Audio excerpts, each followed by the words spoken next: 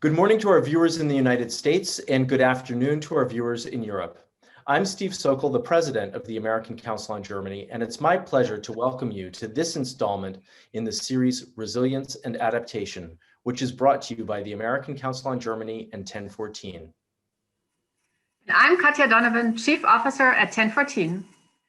2020 was an inflection point for the gig economy and the digital fabric of commerce and business. Companies had to adapt to new ways of working in order to stay afloat during the pandemic. Using artificial intelligence, diversifying employment models from full-time jobs to gig work and crowdsourcing, and moving to flexwork and hybrid workplaces are all part of the toolbox. But what will happen after the pandemic? Will we see a shift back to traditional work models and the physical economy?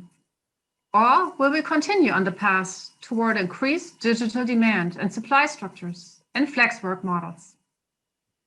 We're joined today by two experts. Thorben Albrecht is the policy director at IG Metall and former parliamentary state secretary in the German Federal Ministry of Labor and Social Affairs. Herzlich willkommen, Thorben. Hello, good to be here. And Jeff Schwartz is principal and the US leader for the future of work at Deloitte Consulting.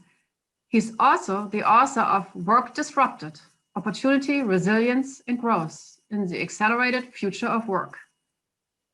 Welcome, Jeff. Glad to be here, Katja. Good morning, good afternoon.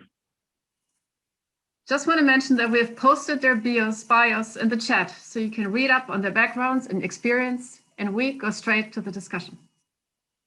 Let me also thank both of you for joining us for today's discussion. As Katja just mentioned, just last month, Jeff's book, Work Disrupted, Opportunity, Resilience, and Growth in the Accelerated Future of Work was published. And it's already gotten a lot of positive feedback. If you'd like to order a copy of the book, look at the chat function. There are some guidelines and instructions on how to do that. When the pandemic hit, everyone had to adapt quickly to an unprecedented new environment. Some took advantage of the new set of circumstances and managed to adapt. Others did not. Jeff, drawing on some of the findings from your book, can you talk to us about some of the challenges, but also opportunities to work employment and the labor market that have been precipitated by the coronavirus crisis? Absolutely, Steve and Katja, and thank you both. And Thorben, it's great to be here with you and with this group today in the U.S. and Germany and probably other places as well. Well, it's March of 2021, and we're trying to breathe a sigh of relief, but it's probably a little bit early to do that. It's been a full year in the US, a little bit longer in Europe, and even a couple of months longer in Asia. So just a couple of framing comments to start the conversation. We've been asking the question every couple of months. We started asking it in April, and then we asked it in July, and then we asked it in September. Is this a detour? Or is this an on-ramp to something new? Look, I mean, literally, Steve and Katja, we had clients who were asking us in April and May of 2020, can you help us put together return to work plans to get people back in the office in June and July? But last year, right? And of course, the reality turned to be very different. I think my perspective and what I really outline in this book, what I'd like to explore today is that the coronavirus and where we are relative to the future of work, this is not a detour, right? I don't even think it's an acceleration. I think it's more than an acceleration. My thinking is not work accelerated. My thinking is work disrupted, right? And that's sort of the discussion I'm hoping we can explore today. How is work disrupted in terms of how people worked with technology, both robots and AI? Collaborative work is a big part of it. We saw a lot of what I'll call 10x in 2020 and 2021 in many parts of the world. One example was if you could work virtually in your job, in 2020 and 2021, you've been doing that. But in many parts of the world, that was 5% before COVID and 50% of the workforce working remotely after COVID. And we'll come on to what that means. The three big disruptive forces we're looking at are how people are working with technology, are how we're using different employment models, full-time workers, part-time workers, gig workers, crowd workers, sometimes we call them ecosystem workers, and then how workplace has become separated from physical place more and more, and how important physical place is. Sort of a last comment as we're opening up the discussion. One way to frame this, and one way that I'm starting to think about it more and more, is that 2020 was the end of the beginning of the future of work, right? We spent 20 years since 2000 exploring new ways of working. We had retail and e-commerce. We had classroom-based learning and online learning. We had, we could go to the doctor's office and we can visit our doctor. We could visit our physician and nurse in the office, or we could use telemedicine. We've seen tremendous growth in telemedicine. In 2020, these worlds were really fused together in a new way. And if 2020 was the end of the beginning, then 2021 is, I'm going to call it the beginning of the middle, the beginning of the next chapter. And the next chapter is the future of work, people and technology, employment models, and workplaces at scale and speed. And I think that begins to set the table for what we, or maybe we'll see in 2021 and 2022. So I'll use that as a way of starting the discussion. So Jeff, thanks for that jumping off point. And maybe before we bring Thorben in and broaden the discussion, let me push you a little bit on those three core areas, right? Mm-hmm. The role that technology plays, different employment arrangements, and remote work. And the fact that these three are integral to what you're looking at how work has been disrupted. Can you give us a little bit more detail on each of those three topics to provide, a good frame for our conversation?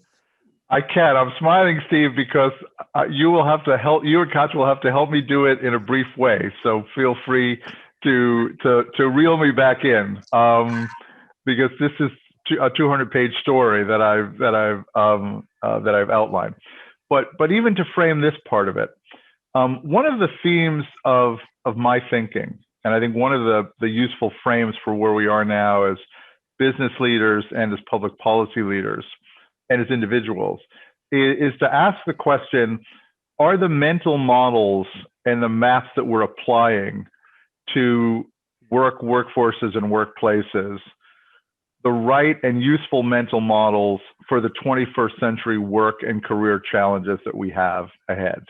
So for each one of these questions, sort of work, people and technology, employment models, and workplaces, we're constantly going through a shift between, it's a from-to model. What was it in the 20th century? What might it be in the 21st century?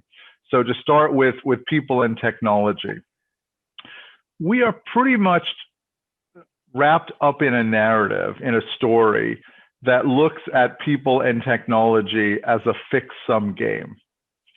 Right? The people technology story is often a story of fear. It's a story of replacement. It's a story of the robot apocalypse. I don't know what the German version of that is, but I'm sure there's a phrase for that.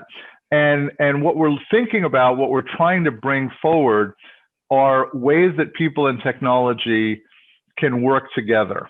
Right? In each of our jobs, we've introduced a concept we call the super job.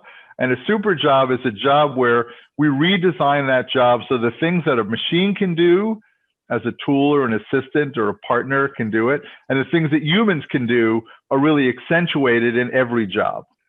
And we've applied the same thinking to teams. How do we design teams so that what a machine can do, a machine does, what a person can do, they do? And I'll give one very quick example from medicine. One of the best books on AI and medicine in the United States, I think globally, is by Eric Topol, who wrote a book called Deep Medicine. It's on AI and medicine. And he looks very specifically at what happens to radiologists when AI can read digital scans as well as most radiologists, right? And he basically says, our opportunity, and I'm paraphrasing, is to stand as physicians and clinicians, is to stand on the shoulders of the technology. We're not going to compete with the diagnostic capabilities, right? And become what Dr. Topol calls a Renaissance radiologist.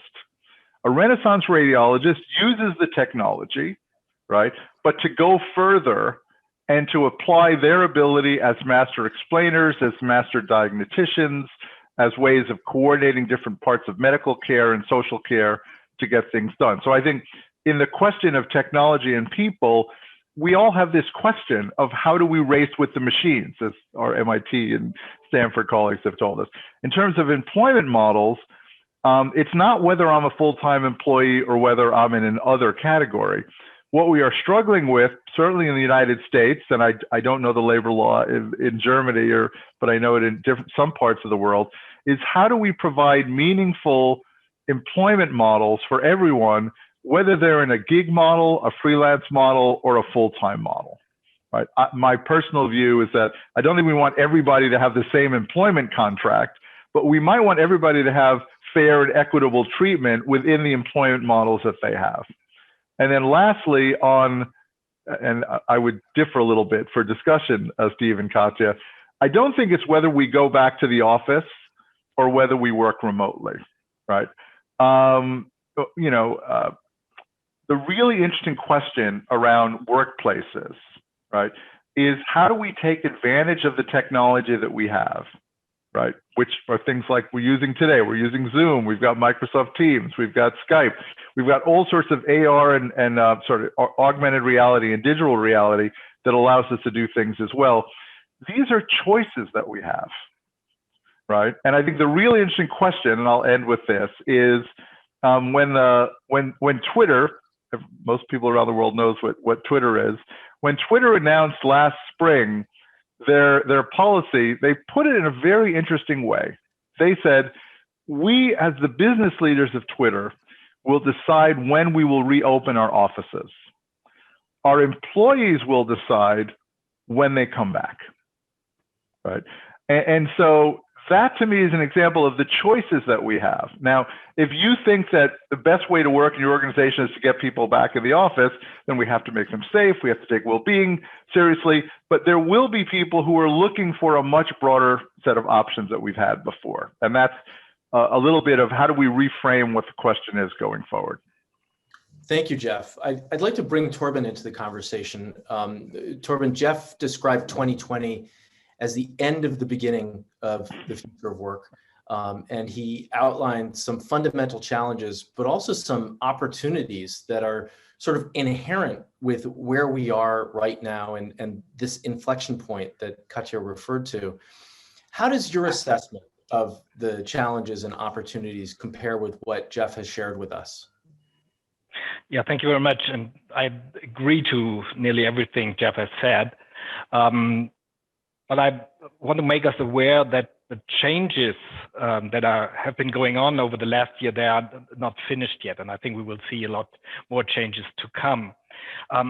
Some might be a bit of a change back, but in a new form. If we talk about remote work, I think there are reasons for people coming back to offices and going to meetings and interact with each other, because for some parts of creativity, you really need to sit face to face, or at least it's better, your productivity is higher. So I think we will see a lot of where now remote work was possible during the pandemic, or is still possible. We will see hybrid forms of using workplaces and using your home and using other places to work.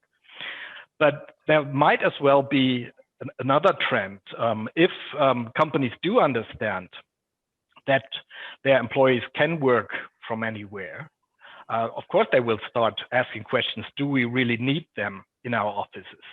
Do we need them in our company? Can't we outsource or offshore parts of the work that has been done in the company's offices before the pandemic? So I think this is a trend we also have to take a look at. I don't know yet where it's going and how big this will be, but I think we have to take a look at this, and that will be another challenge. And I would like to add also that in Germany, at least in Europe, we could see that trends of using more technology went along with the speeding up of other trends as well. In Germany and in Europe, a lot of the recovery programs were directed into a more climate-friendly production and products. So in Germany, our hugest sector, and me representing workers in this sector, I have to talk about the car industry, of course. And there we could see that not only the means of production in the administrative and engineering part was changed during the pandemic, but through the recovery programs, we see a speeding up of going into more digital and vehicles and that are going to be fueled by electricity rather than fuel in the future. And these trends are somewhat overlapping. We can see that all the things we already discussed about digitalization, the need for reskilling, for upskilling, this is much more needed in much quicker time than it has been before. So I think there are multiple trends that are sometimes just have started and will keep us busy over the next year. So I agree, we are no longer in the beginning, we're in the middle of it, but that doesn't mean, okay, now we have reached another situation and we can lean back again. That will not happen. Well, Thorben, let me ask you one, maybe two follow-up questions before going over to Katja. And one of those things has to do with the policy of Kurzarbeit, which I think many people around the world have watched how Germany was able to buffer the impact of the pandemic a little bit because of its Kurzarbeit program. But do you think that also maybe reduced the sense of urgency that people had about the need to adapt and really recognize this disruption for what it is? Well, I don't think so. One reason is that it was an immediate crisis reaction, and it gives Germany probably saved about 2 million jobs in the crisis, and these people are still in the companies, and they can now adapt to the new things that are coming. And we've seen in the financial crisis where 2008, 2009, where we already tested this instrument, that it was a very important feature for the German economy, because when the global economy started again, Germany was in the pole position with all the workers, the skilled workers already there in the companies. And I think in a way this might happen too. And also there have been some changes, and from this year summer on, the incentives given by the state to support this Kurzarbeit will be coupled also as an initiative we did as IG Metall to qualifying your workers. So if people work shorter hours at the same time, they need to be qualified for the company to get the incentives. And I think this could be a strong instrument to speed up the qualification needed to cope with all the changes we have been talking about. Thank you. Let me ask you one more thing that relates to Germany in specific, but actually where I think the implications are a little bit broader. Of course, Germany is very well known for its vocational training and its technical training. And over the course of the last year, people who are part of those vocational training programs or technical training programs have not really been able to do the hands-on work that is such an important part of those training programs. Do you think that there will be a shortage of skilled labor in Germany? And then maybe, Jeff, that's something you can comment on in a US context.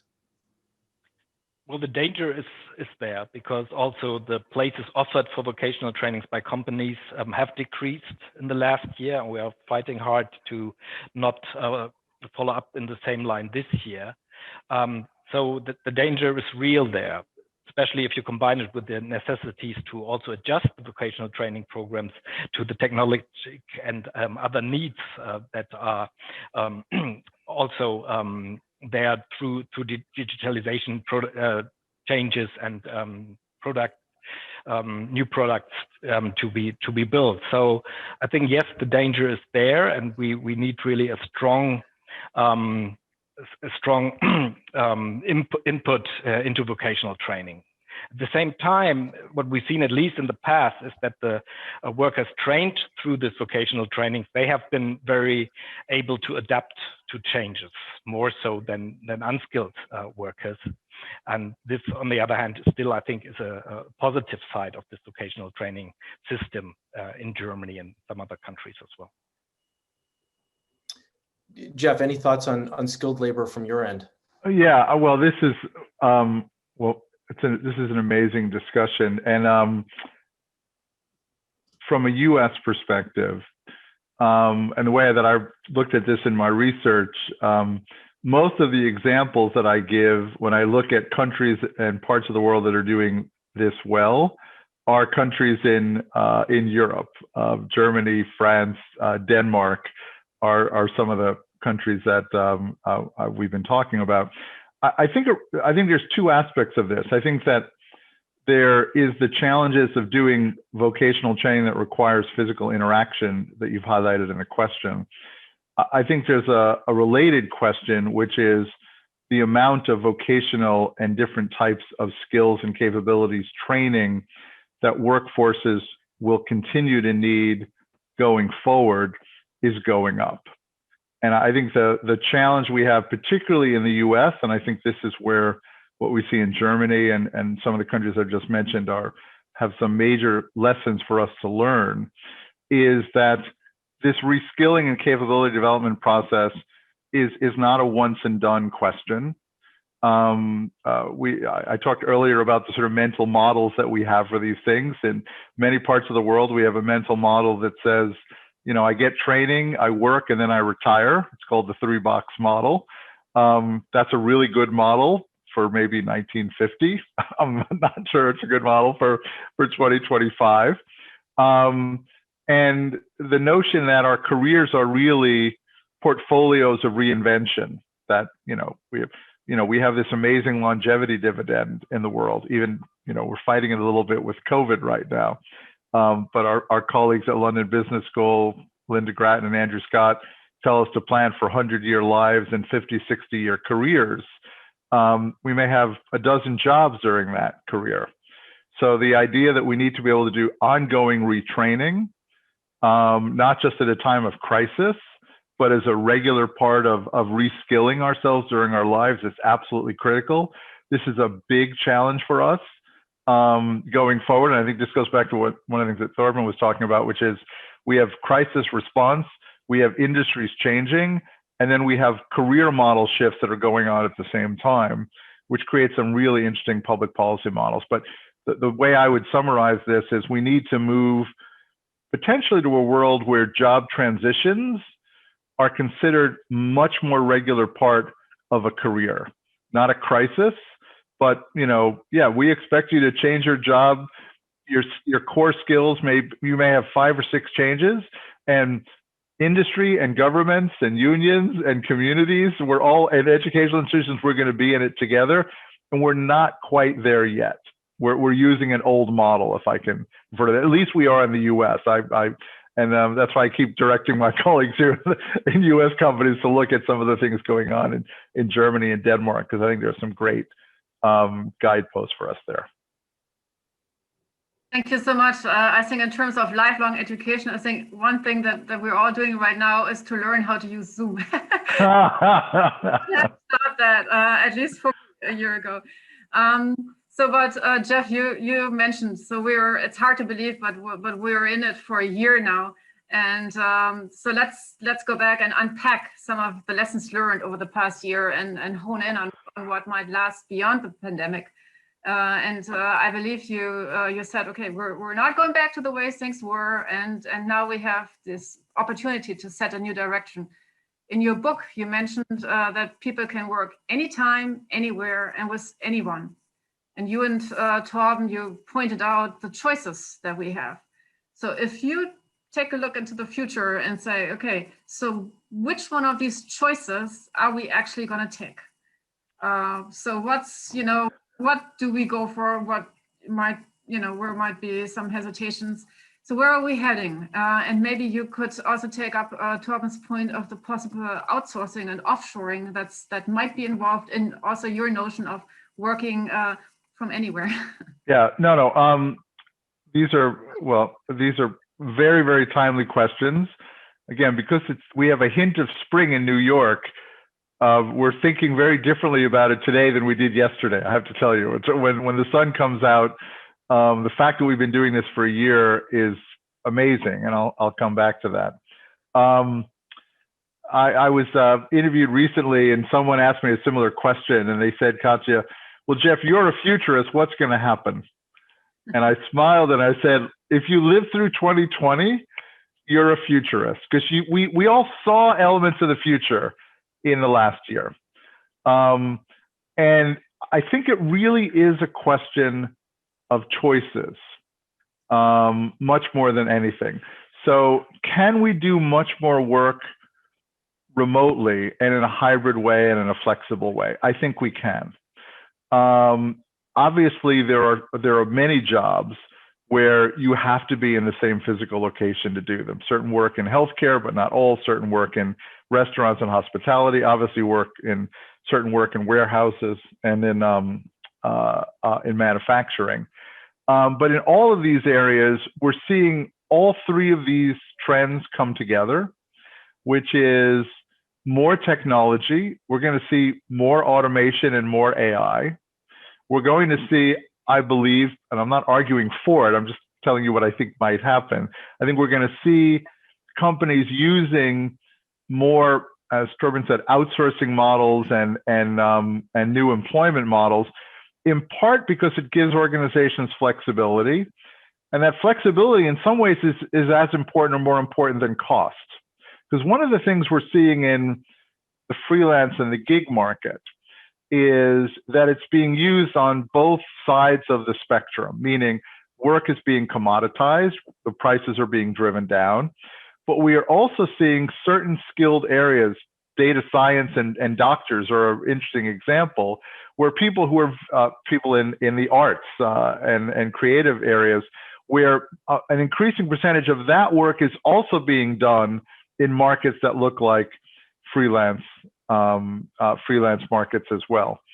So I think we're going to see all three of these things play out. And I'll just add one other comment, which comes back to something that Thorben said, and I have a slightly different view.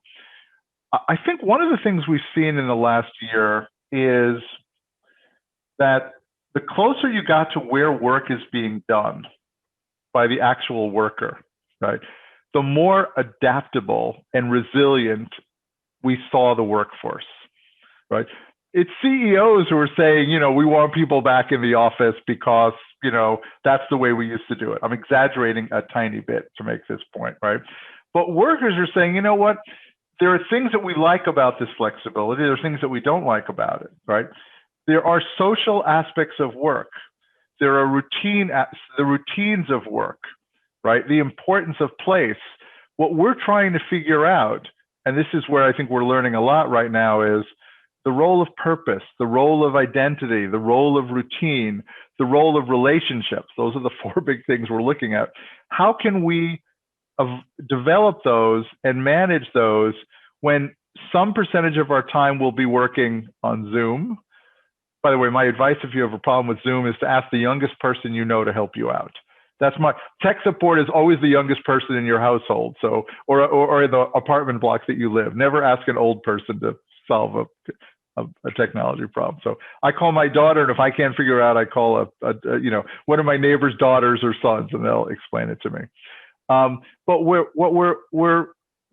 the closer we got to where the work is being done, the more resilience and adaptability that we saw. What we're trying to figure out is how to do that in a socially and mentally constructive way going forward. So this is as much a managerial revolution as we're in the beginning of the middle as it is a technological revolution. And I think hopefully that's part of where people are focusing now. That actually leads me exactly to a viewer question. So your point on managerial revolution, how do you manage this transition process? And as a consultant, Jeff, the viewer asks, how can the workforce be brought into the digital economy? How do you make this transition happen? What do you tell companies? How do they what do they have to look out for? And they were also asked, should the government subsidize retraining or industry, or should the industry do that, or should there be a combination of that? And with that, I also want to remind viewers, please join us and post your questions in the Q&A function, and we will take that up and fold it in. Okay, so let me, you've asked at least 2 questions. I will try to give an initial answer to both and then hand it back to you and Thorben and Steve. So I keep coming back to one of the same themes, which is that in the 21st century, we need new mental models for how we manage disruption and change. Our change management approach in business and in organizations has historically been going from one steady state to another steady state, right? So we build a new system, we take 3 or 4 or 5 years to roll it out.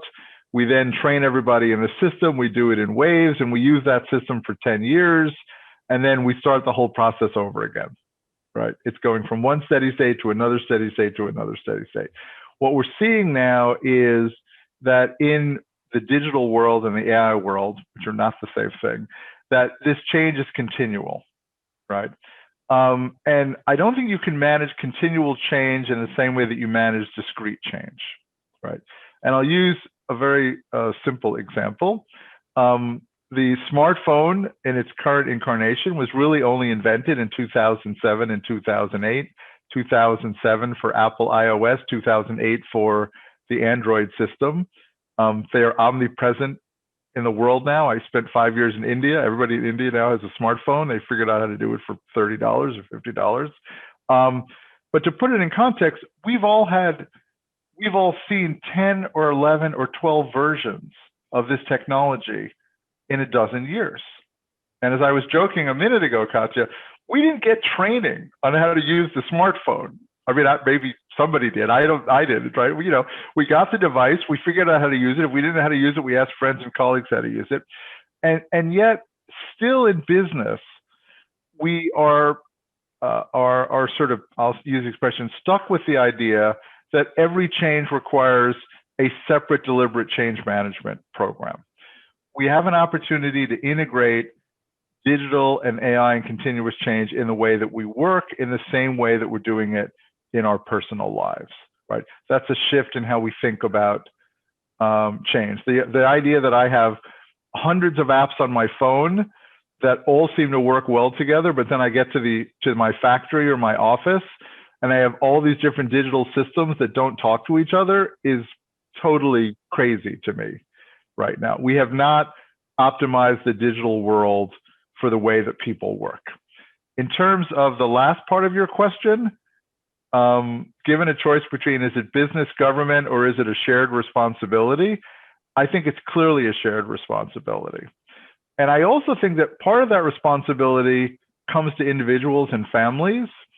Not everybody likes that idea, but I think some of the more successful models we're seeing are looking at how governments and business can support these programs, but more of our personal lives and time will be spent on reskilling and retraining as part of the way that we're going to be living these longer careers. So I think it's a shared responsibility among us as individuals and businesses and labor organizations as well as governments. But it's a very big question because it's still wired for an infrequent number of career changes. It's not wired for the number of changes that people may need, require, and expected to make.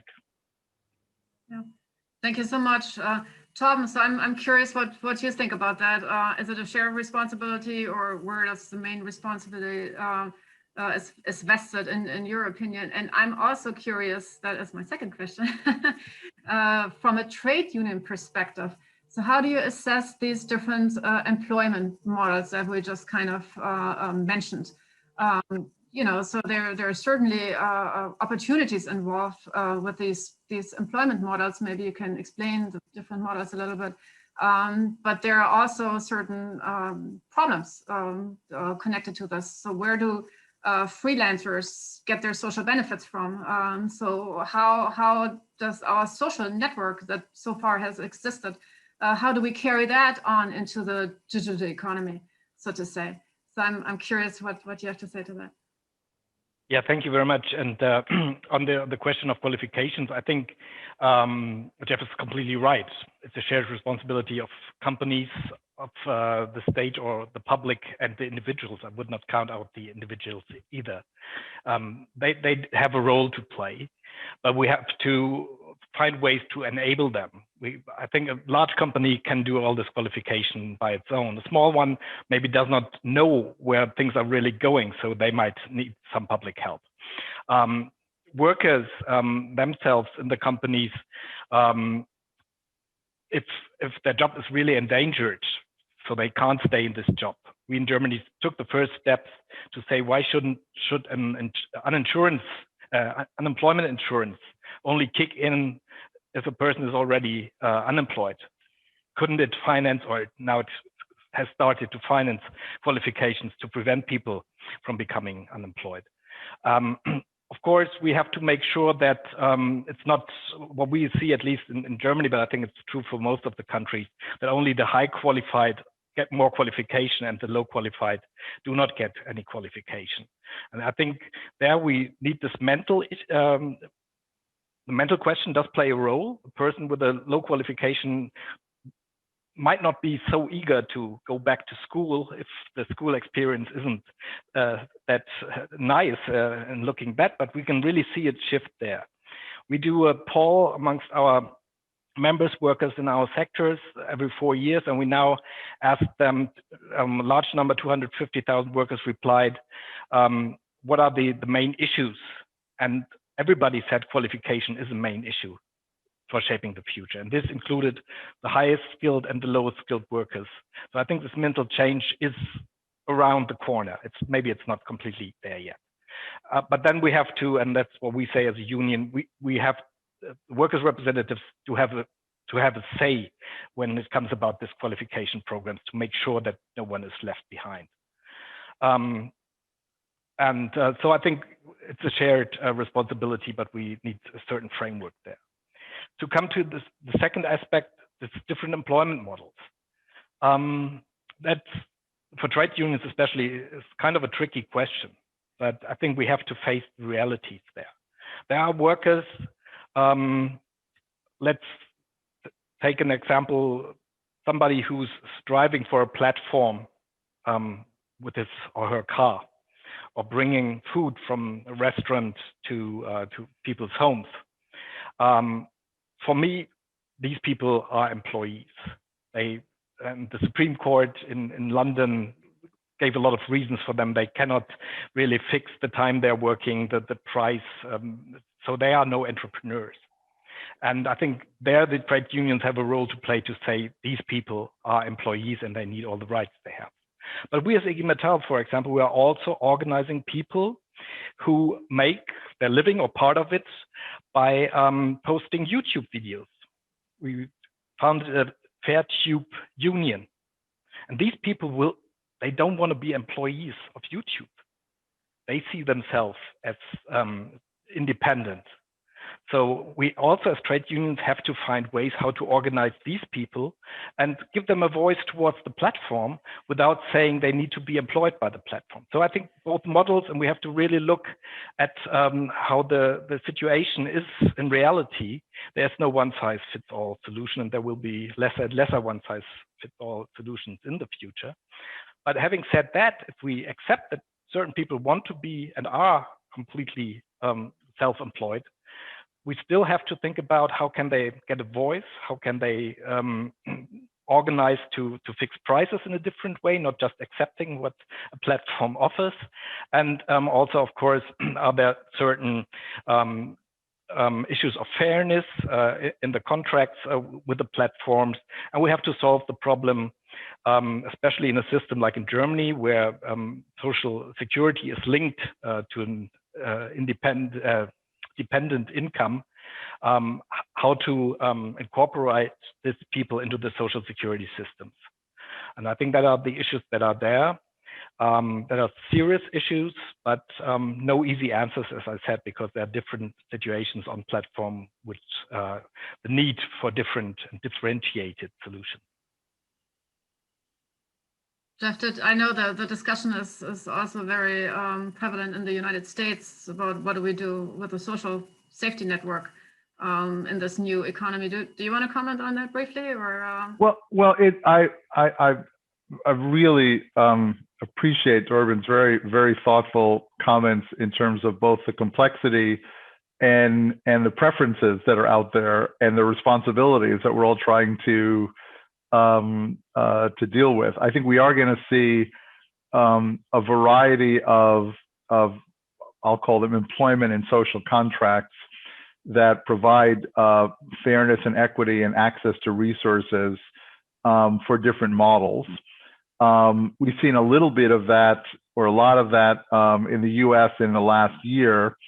Many of the federal government acts that have supported economic relief around COVID have included workers that have traditionally been excluded from many of these benefits, including unemployment insurance and certain kinds of health insurance, which, as our audience in Germany and the US knows, we have a bizarre health set of programs in the US. Hopefully we're making some progress on it. But I think the point of trying to create categories where all the categories are treated fairly, where regardless of the preference that you have, and I agree with Thorben, I think it should be as much of a preference as if somebody prefers to work in a fair tube, I didn't get exactly the right name, but if you prefer to work in a certain way, you should be able to use that agency and autonomy, but still have access to benefits or micro benefits in an appropriate way to actually support the way that you're working. And I think we're going to see, I think that's one of the things we're going to see in the next couple of years, which is creating these new categories, finding ways of providing the main benefits, unemployment insurance, retraining support, hopefully health and pension support for people in these different markets. I hope we do it quickly, Thorben, not slowly, because I think it's very important. And I think it's really right in front of us now. And I think the challenge is that I think workers who are choosing these models are ready for it, but they're looking for the fairness and the support that they haven't historically received, but they've had some of it in some of the relief that we've had around the COVID period. Thank you so much. So before we go back to Steve, there's one viewer question on the third field in your mentioning of areas of disruption, and that is the workplace. So the viewer is interested or observes that a lot of employees would rather like to keep working remotely, at least to a certain extent, but that employers are a little reluctant sort of to go down this road. And so the question is that also your assessment? And if yes, how do we convince employers that that might be the right thing to do? Would you like for me to start on that, Katja, or? Go ahead. Okay, so, people will decide where they have choice. They will decide whether they want to go back to a job where they're being required to be in the office 5 days a week or 4 days a week. I think one of the things that we might see in 2022 is, especially in markets where there's a lot of mobility among workers, is my concern and fear for business leaders is that if they are overly constrictive and restrictive in terms of the way they're managing their workforce, they will find that people may decide to go work for someone else or somewhere else, right? And I think there are people in the workforce who have decided that they like working from home a majority of the time. And by the way, they'd be fine working in the office 2 or 3 days a week, but those 2 or 3 days a week at some times of the year may be only 1 day a week, and at some times of the year it may be 4 or 5 days a week, right? When are the kids in school? When are they at summer camp? What else am I doing? So I don't think it can be as formulaic sometimes as we're hearing, this notion that we'll be back 3 days a week and we'll have 2 days of work remotely. I think people have become accustomed in this year or 18 months, we'll see what it turns out to be, with flexibility. And I think the challenge for business leaders is to figure out how to offer as much flexibility as we can in a way that we can still keep our workforce engaged and be as productive as we need to be. But I go back to that quote from Twitter, which is, we'll decide when the offices are open, but I do think workers will decide, if they have choices, when they come back. And there's a little bit of a disconnect between what some senior leaders are thinking about and what some workers are thinking about. And I think that's what we're going to see over the next year or so.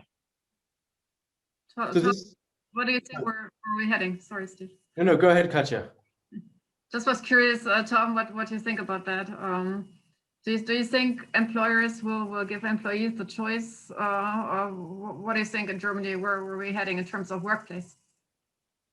I think the openness is growing, and we had debates now in the pandemic where there has been the government said that all employers should let people work at home if it is possible, if they're not working in manufacturing. And I think part of it will stay. There's also a debate whether there should be a right for workers if the workplace allows to spend a certain time at home. And I think the pressure is there, and then a lot of employers are open to that. And for example, it's not completely new, this issue as well. The IG Metall negotiated a collective agreement on remote work several years ago, which now comes in handy in the current situation, but also for the situation after the pandemic, because I think the need for choice is there. Of course, the flexibility an employer wants does not always have to fit exactly with the flexibility an employee wants. So we need some compromises and negotiations there. So I think it's important there, as in all the other fields, that workers do have a voice.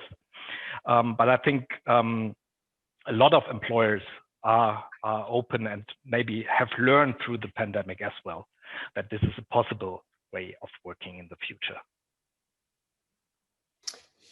Thank you. Let me fold in maybe a viewer question that fits in with this. One of our viewers writes, thank you for these great insights, and points out that much of what has been talked about so far is true for knowledge-based industries, but wonders whether this also applies for trades where physical skills are required, like construction and manufacturing. And then goes on to say, will this trend further the earnings divide between knowledge-based industry and skill-based, or does it have the potential to bring them closer together? Thorben, do you want to start with that, and then we'll go to Jeff? Sure. Well, I think first, also manufacturing jobs are changing in a different way, but they are changing. Some might disappear. I don't know if we have the warehouse workers in 20 or 25 years. Others are there to stay, but they will have a different field of work. We talked about all the qualification issues. And I think the possibility for high-skilled manual labor is still there. Also because also routine jobs in the knowledge sector are threatened by automation. I mean, that's what all the AI issue is about. It's not about automating manufacturing. It's about automating office and administrative and even knowledge jobs like lawyers. So I think we will have pressure on both ends of the labor market here. And so I think I think a general danger is there that inequality between low-skilled jobs and higher-skilled jobs might increase. But that is not a division between manual or knowledge work. And we can see that we talked about vocational training earlier on, that more and more young people now enter into a combination of vocational training and university studies in Germany, what we call duales Studium, dual studies. And I think this is a hint for me that we will need high-skilled manual work also in the future. This trend shows that there's a future for manual work, but we really have to make sure that we don't leave the low skills behind. So let me maybe recalibrate the question a little bit to Jeff, because one of the things that I've been thinking about a lot as I've been watching this unfold is what happens to so many of the low-wage workers who actually have lost their jobs because of the pandemic, and many of whom are vulnerable to replacement through automation. At the outset, you talked a little bit about the role of digitalization and AI as we rethink the workplace and the future of work. But how is that going to affect these people who now find themselves among the ranks of the unemployed and don't even have a prospect of getting their job back once things go back to normal? Well, it's a very complicated situation, and the question really combines at least three different perspectives in one, Steve. There's probably more, right? Which is how technology is changing jobs. What are the fair labor and wage practices in countries, and how quickly we can develop the workforce so that people who are, I really like the example that Thorben gave around how we're seeing, I don't remember the exact phrase in Germany, which I'll come back and I'll ask for later, but this idea of sort of this dual strategy of a vocational and a university degree. That's one of the ideas that we've been exploring. We didn't exactly use that phrase, Thorben, but I like it a lot, because we're in a world now where if your career is going to be much longer, you need a combinations of skills and ways of thinking. So, what you do in the physical world, what you do more in an academic world. One of my favorite examples is the people who are working on assembling windmills for the wind industry. We need welders who can read complicated 3D blueprints, right? So we don't need people who read blueprints. We don't need people who are welders. We need people who can do both of those things. And then the way the blueprints are changing, they're not on paper. They're going to be in goggles that people are wearing. So how do we combine skill development to do that? I think is a major question. We're going to see the replacement pressure. The way that I think of it is, whatever job you're doing, and I think Thorben laid this out very well, we're all going to be working next to and with smart machines and robots in all of our jobs, right? Whatever we were doing before. There was an article in the New York Times in the US this week that said that AI is coming for your job in accounting. It's like, what are you, so, the last people that thought they were going to lose their jobs were the accountants, but it's like, no, your job as well. We're all going to be working next to and with smart machines. And so how do we train ourselves and go through those transitions? There also is, and I'll end with this observation on this question, there is a fairness and equity question here, right? Which is, how do we pay workers, right? In the US, and it's very public, people, I'm sure, hopefully will think, seeing this news in Germany as well, what is a fair minimum wage, right? What are the wages and what are the protections for essential workers, right? This is one of the areas that's really been sort of pulled out of the shadows, at least in the United States in the last year, which is both minimum wages, livable wages, and the work conditions for essential workers. And these are clearly, at least in my opinion, questions that need both a public policy response and a business and the labor response. Thorben, you were sort of nodding your head through part of that. Is there anything you'd like to add? Yes, I said, I think making sure that we're leaving nobody behind is a really crucial issue, and a difficult one too, because of course it has to do with minimum wages, and this is an important instrument. And I was lucky that as a state secretary in the labor ministry, my first law was the introduction of a statutory minimum wage in Germany. So I'm quite convinced that this is a good instrument, and you of course need to talk about what level you need there. But all this seemingly soft issues like qualification, they do play a role there too, and how we make sure that low-skilled workers are not left behind when it comes to these kinds of issues. And I think there is something we really have to think about more. What does it mean? I've talked about the unemployment insurance. What does it mean for workers' representatives, and how do we give this low-skilled workers voice? That's also an issue inside trade unions, because very often they are the middle skills are dominant, and we need to make sure that low-skilled workers are also represented. So I think that there are a lot of issues there, and my answer would not be a universal basic income to just pay people for leaving the labor market, but we need to find ways to keep people in the labor market.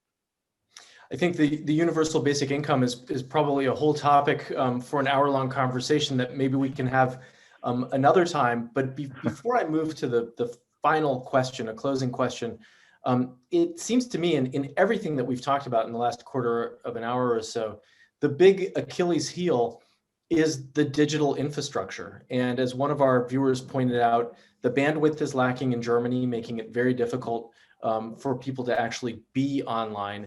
And so the question I have for each of you is, how much of an investment do you see happening in the short term in really creating the kind of digital infrastructure that we need to work in the environment that both of you are describing? I may start. I think the investments done in Germany are not sufficient yet, but I think I'm always try to end on an optimistic note. So what makes me a bit more optimistic is that also during the pandemic, the role of the state as an organization that enables and pushes things with own investments, but also with creating the needed environment for investments. I think it has been seen much more positively now. We can see this with the change in the car industry and the steel industry, where we talk about hydrogen fueled steel production, etc. I think the whole political spectrum now is much more open and doesn't believe any longer that the market will solve this kind of questions by themselves. We need the market, but we need some framework, and we need also an active state. And I think this is become visible now in the pandemic, in the health sector and other sectors as well. So maybe we will see some positive developments also when it comes to the digital infrastructure, which is very much needed. Yeah, I couldn't agree more. I think that we're very early on, as I was doing the research that is summarized in my book, when we talked to public policy leaders, the question of digital infrastructure, exactly as you summarized with Thorben, has really come to the fore. One of the stories that we came back to was the whole story of rural electrification in the US and other countries. It was after the Great Depression in the 1930s that we realized that we needed access to electricity everywhere in the country. I think we're seeing that right now in terms of both rural areas, but I didn't even know this expression, but you know, there's what people call the internet urban deserts. There are urban areas that don't have internet access as well. And we need, and we'll have, I think, significant investment in infrastructure, digital infrastructure. And I think we're also going to see that hopefully in digital education. I think this is a really interesting time. I'm going to join you, Thorben, in ending on an up note. If this is the beginning of the middle, I'm not predicting a renaissance in the 20s.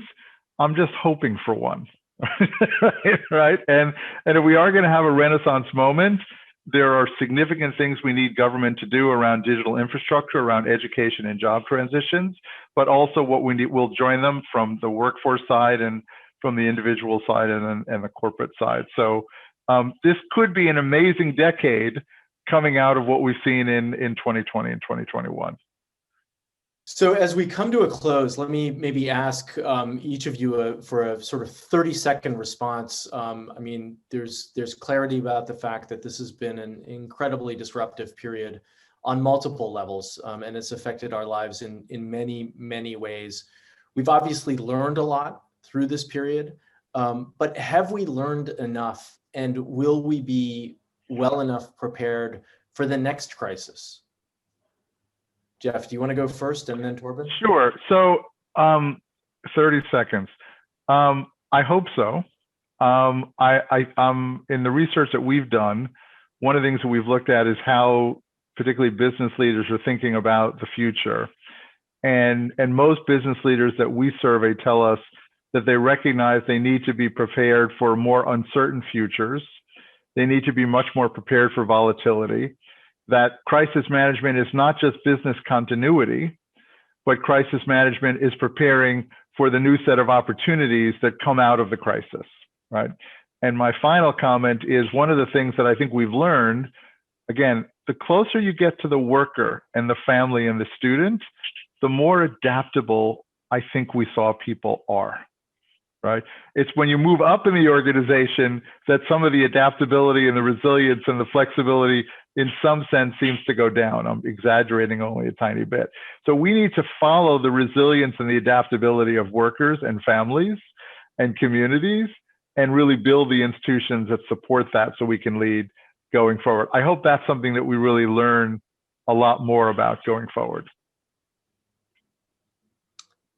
Yes, I agree to that because I think we learned a lot. We developed some strategies, but now we have to put them into reality. There's this German saying from the soccer that the truth is on the pitch. So having a strategy is one thing, but then scoring goals is another. And as Jeff said earlier on, change is continual and there will be change. The learning is never over. I hope we go with a good strategy to the pitch, but we have to deliver on the pitch.